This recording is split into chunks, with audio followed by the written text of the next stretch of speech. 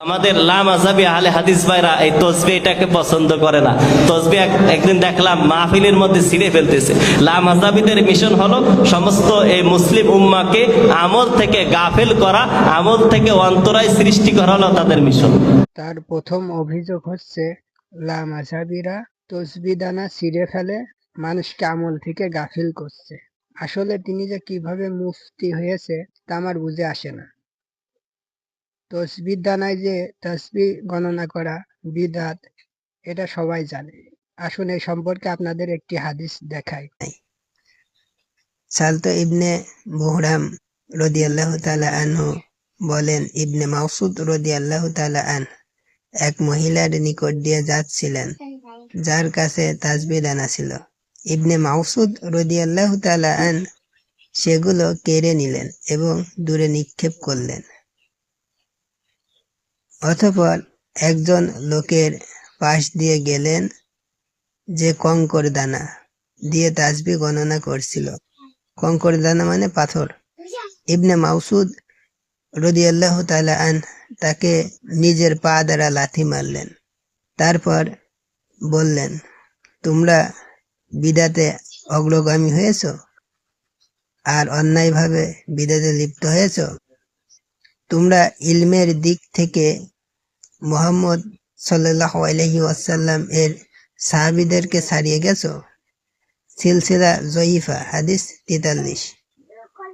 তাহলে হাদিসটি দেখলেন এবং শুনলেন, শুনে কি বুঝলেন?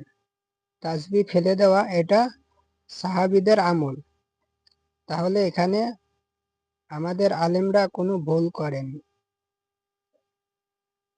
লাথি মারার কথা না হয় নাই বললাম।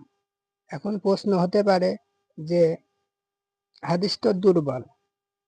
এখন দুর্বল হাদিস তো আমরা মানি না, দুর্বল হাদিস তো আপনারা মানেন। তাহলে সমস্যা কি? তাহলে এই হাদিস মানতে আপনাদের কোনো সমস্যা নেই।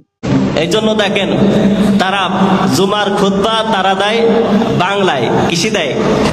জুমার খুতবা দেয় বাংলায়, অথচ মক্কা মদিনায়, আমি মাসখানেক আগে আসছি, মক্কা মদিনায় জুমার খুতবা হয় আরবিতে, তারা দেয় কিসে? বাংলায়। দেখেন এই মুসলিম উম্মাহকে তারা কতদূর নিয়ে যাচ্ছে। দ্বিতীয় একটি হাস্যকর কথা বলেছে, তিনি 1 মাস আগে মক্কা মদিনায় গিয়েছিল, সেখানে দেখলেন যে মক্কা মদিনার ইমামগণ আরবিতে খুতবা দেয় আর এরা দেয় বাংলায়। তো মক্কা মদিনায় তো বক্তব্যও দেয় হচ্ছে আরবিতে, আপনি কেন বাংলায় বক্তব্য দিচ্ছেন? আমার প্রশ্নের উত্তরটা দিবেন। বাংলায় যে বক্তব্য দিচ্ছেন এটার দলিল আপনি কোথায় পেলেন? কথায় কথায় বলে আমরা সহিহ হাদিস মানি, সহিহ হাদিস মানি, অথচ হাদিসের মধ্যে কি এটা নাই যে কুরআনুল কারীম সহিহ করে তেলাওয়াত করতে হবে?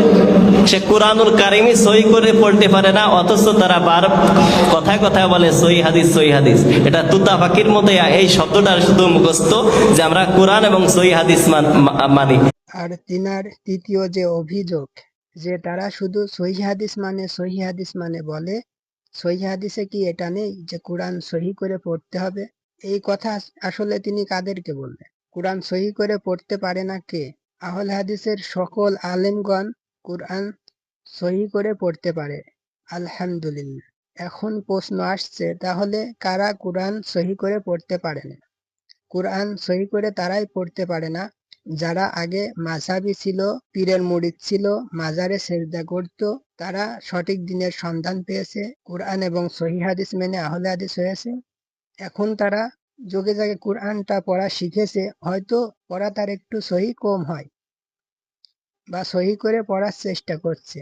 এখন তিনি তাদেরকে উপহাস করে বলছে যে তারা কোরআন সহি করে পড়তে পারে না। আসলে এটা বলে তাদেরকে কুরআন পড়া থেকে বিরত রাখার চেষ্টা করা হচ্ছে। তারা যে কুরআন পড়ে সঠিক দিন ধর্ম বুঝে যাচ্ছে আর তাদের ব্যবসায় লস হচ্ছে, এটা দেখে তাদের সহ্য হচ্ছে না। তারা কেন কোরআন বুঝে যাবে? এই ফিরকা তো আপনারা চেনেন, এই বুকে হাত বাঁধে, পা ছড়াই দাঁড়ায়, বেলাকুলুক ব্যবহার করে না, পানি নিয়ে উঠে যায়, 20 টাকাতে জায়গা 8 টাকা তারাবি করে ভাগে। এই ফিরকা চেনেন না? এদের সঙ্গী হওয়া যাবে না। এখন তিনি শেষের দিকে এসে সেই ফেরকার বর্ণনা দিচ্ছেন যে এই ফেরকা হচ্ছে তারা যারা বুকে হাত বাঁধে, এই ফেরকা হচ্ছে তারা যারা পা ছড়িয়ে দাঁড়ায়।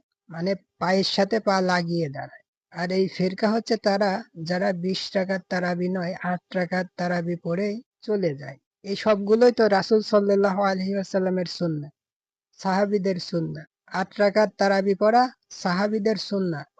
উমর রাদিয়াল্লাহু আনহু তিনিও 11 রাকাত সালাতেরই নির্দেশ দিয়েছিলেন।